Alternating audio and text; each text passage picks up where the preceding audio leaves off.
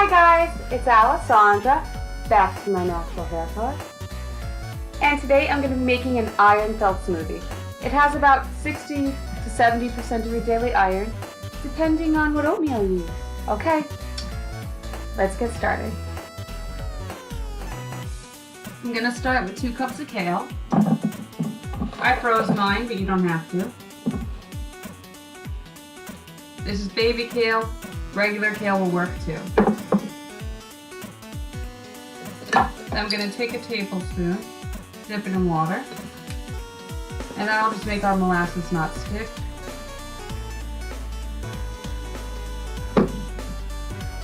Nice.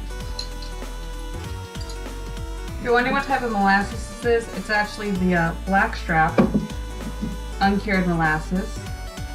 Costs a little more, but it has 20% of your daily iron and 20% calcium. I got most of it off. I can just shake it in here because we're actually going to use a cup of water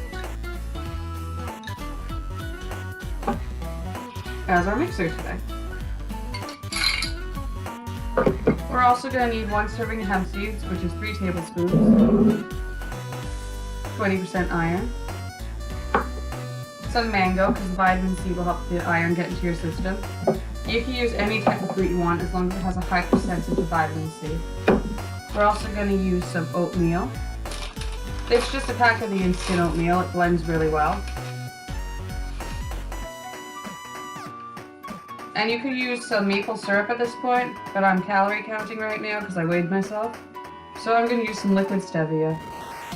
If you want your smoothie more liquidy, you could add more than 1 cup of water, but this is good for me. I'm just going to be patient and wait for it to all mix up. I'll show you what it looks like when it's done.